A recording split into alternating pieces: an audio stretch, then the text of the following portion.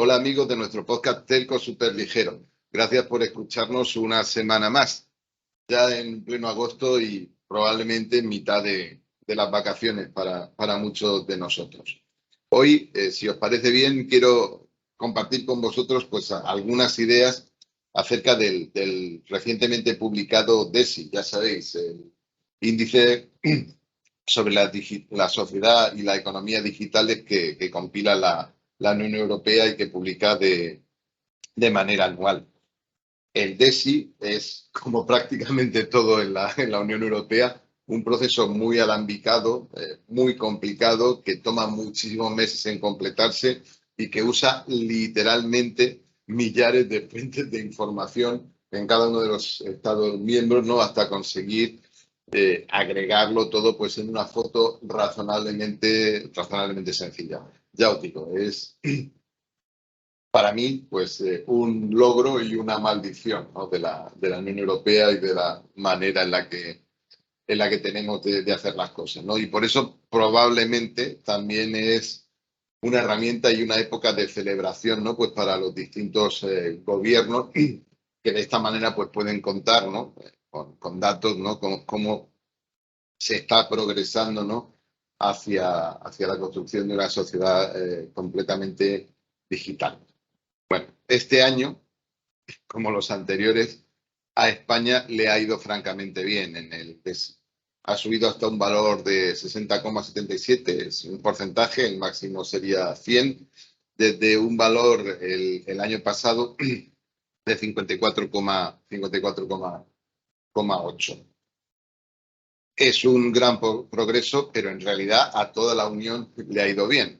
Si viéramos las curvas, ¿no? Pues veríamos que son razonablemente paralelas, ¿no? En esa ola de progreso, ¿no? de la que estaríamos hablando.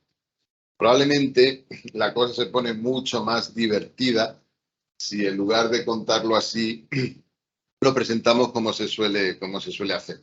Si ordenamos los países en una gráfica con los de mayor valor a la izquierda y los de menor valor a la derecha. Y de esta forma, pues construimos un ranking, ¿no? Y ahí, pues vemos qué país está por delante de cada cual y ya tenemos una historia mucho más potente que contar, ¿no? Bueno, pues si usamos esa forma de presentar, que insisto, es la estándar, a España le ha ido mejor todavía. Es de nuevo, desde el año pasado lo es, el país grande, el país de la Unión Europea 4, ¿no? Que ocupa la mejor posición. Insisto, esto ya era así el año pasado y se debe fundamentalmente a la salida del Reino Unido, tanto del ranking como de la Unión Europea. Pero es que además la distancia hacia los otros países grandes aumenta, hay más países entre España y el resto, y lo que es casi igual de importante, la distancia hacia los líderes, que son Escandinavia y Holanda, esencialmente, variando el orden, pero están como en un piso superior de puntuaciones, pues esta distancia, insisto, ha disminuido. Así que, efectivamente, pues es lógico, ¿no? que el gobierno, en realidad los sucesivos gobiernos de España, ¿no? pues quieran celebrar esto. Pero si miramos esta manera de presentar el DESI, si abrimos un poco la perspectiva, aunque solo sea pues, para fijarnos en el resto de países grandes de la Unión, países Euro 4, vemos que la auténtica noticia es que Francia ha adelantado a Alemania y ocupa ya prácticamente patada, eso es cierto, la segunda posición, insisto, en este ranking de países grandes detrás de España. Y aquí surgen dos preguntas, ¿no? Porque se han producido los dos fenómenos. Alemania se ha retrasado en el ranking y Francia ha dado un salto importante hacia adelante. Así que hay que hacerse dos preguntas. Fundamentalmente, ¿qué está haciendo Francia bien? ¿Qué está haciendo Francia mejor? Pues para escalar en ese ranking. Y la segunda, a la que probablemente no encontraremos respuesta, al menos hoy, es ¿qué mide un índice que coloca a la principal economía de Europa, su gran locomotora, a Alemania, pues en una posición esencialmente mediocre. Bueno, para entender un poco las mecánicas del DESI, podemos referirnos a alguna gráfica que publica pues, la propia Unión Europea. Os invito a leer, por supuesto, los análisis porque son exhaustivos. Tenéis todo tipo de herramientas pues, para investigar en los datos y jugar con ellos y tratar de sacar algunas conclusiones. Y de nuevo, es relativamente sencillo, digo relativamente, llegar a los indicadores estadísticos o a los estudios que se incluyen como fuente, ¿no? Pues a la hora de realizar este cálculo. Lo cierto es que España desde el 2017, que es cuando comenzó a publicarse este índice, ocupaba una buena posición debido fundamentalmente a los servicios públicos digitales, al acceso digital a servicios públicos, donde España ocupa, insisto, de manera histórica, pues una posición destacada, con una diferencia con la media de la Unión que nos está cerrando. Pero a partir de esa buena posición en 2017, pues se ha crecido a buen ritmo, aunque efectivamente a un ritmo menor en porcentaje que el resto de los países grandes. Así que, bueno, pues estamos manejándonos en una zona intermedia de la curva, que parece indicar que las políticas públicas, ¿no? que desarrolla España pues encajan muy bien, ¿no? Con esta metodología de medir y bueno, que nos permite, pues como ya os digo, conseguir año tras año, incluso acelerando efectivamente en estos últimos años, ¿no? Pues mejorar la posición en el ranking. Y esta buena evolución ya es algo que hemos comentado en capítulos anteriores, se basa fundamentalmente en la mejora en la dimensión de conectividad. Es decir, partíamos de una posición en ventaja en digitalización de los servicios públicos, pero hemos mejorado mucho más que la Unión en lo que es la dimensión de conectividad, asociada fundamentalmente al despliegue de infraestructura digital de banda ancha fija. A ver si os parece. Vamos a ver eso ahora. Si miramos efectivamente cómo evolucionan los 4 componentes clave del DESI, que son servicios públicos, como os decía, donde pues España es parte de una posición que mantiene.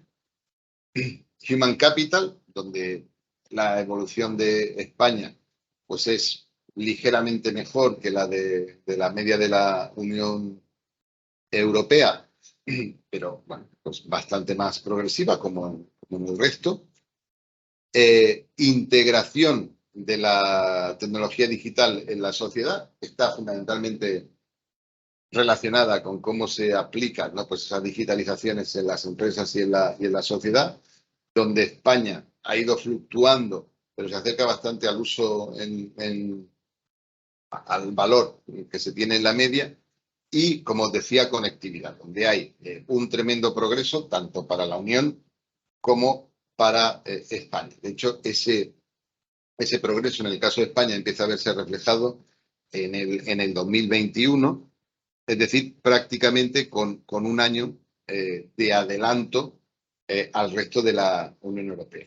Pero como os decía, la noticia, lo que quiero resaltar con vosotros este año es el cambio de comportamiento de Francia, ¿no? De nuestro vecino del norte, ¿no? Y la segunda economía en tamaño de la Unión Europea.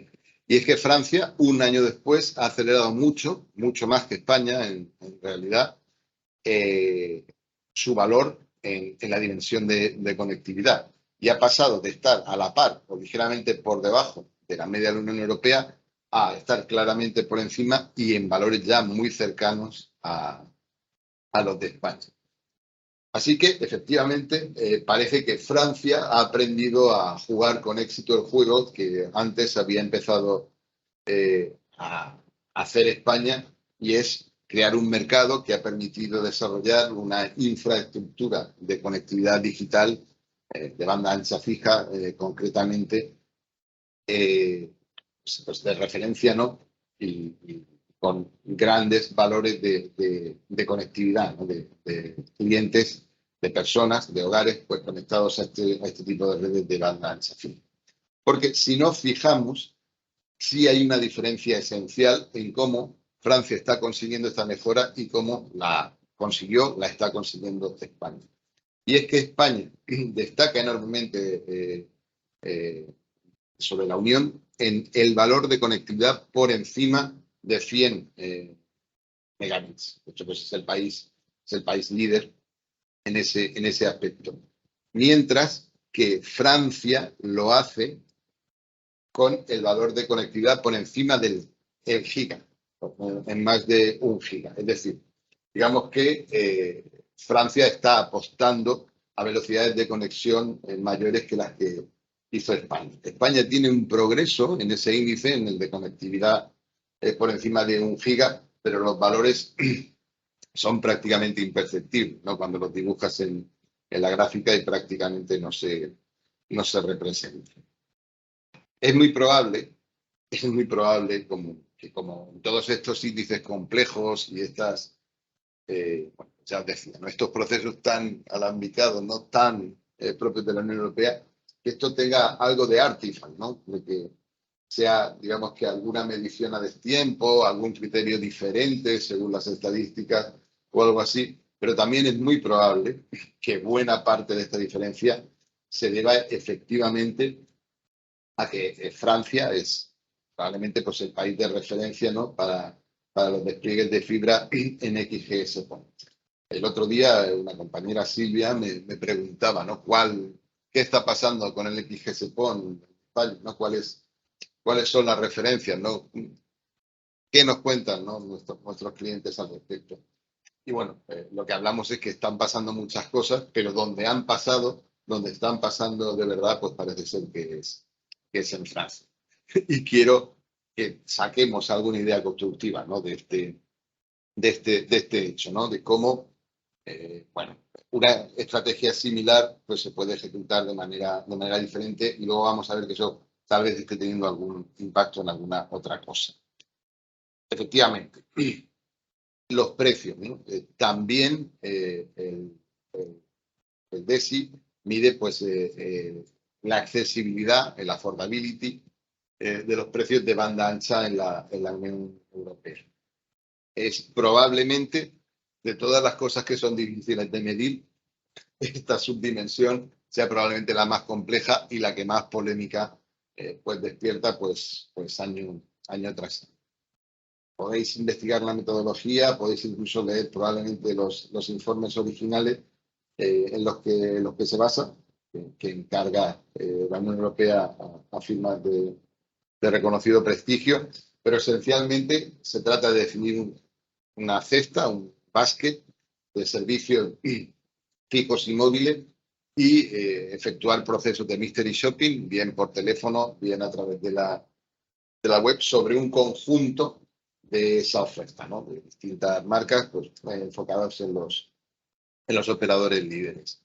Efectivamente, cualquier variación en el basket, en la cesta o en las marcas que seleccionas, pues puede de alguna forma variar el resultado del índice. Y de hecho, pues eso fue lo que pasó en el 21. España históricamente aparecía como un lugar, un país en Europa con precios altos, es decir, un índice bajo. Y bueno, pues en el 21 se disparó el affordability, ¿no? de la banda ancha en España con respecto a la Unión Europea. Y esto sabemos que está relacionado en que se incluyeron pues, para el análisis ofertas que provenían de distintas submarcas de los operadores, lo cual pues efectivamente parece razonable, ¿no? En ese momento, pues España superó a la media, es decir, es un país con precios más baratos que la media, y este año, en el 2022, sin aparentes cambios importantes en la metodología, ese índice sigue subiendo y está en valores pues, bastante altos, indicando que España sería uno de los lugares con los precios más baratos. Esta es una tendencia que ocurre en toda la Unión, es decir, los precios de la banda ancha están bajando en la Unión Europea, excepto en Francia, que es lo que os quería contar. Francia es un raro caso en que, partiendo de una posición de precios muy baratos, muy competitivos, que prácticamente doblaban el valor de España al principio del índice, es el único sitio en el que, uno de los únicos sitios en los que los precios han subido ligeramente. Y bueno, cabe preguntarse qué está sucediendo en Francia para que esta subida de precios pues se combine también con un claro aumento de la conectividad, además a velocidades cada vez mayores, ¿no? Entonces, yo creo que es otra reflexión que tenemos que hacer, ¿no?, de esta lectura del DESI, ¿no?, más allá de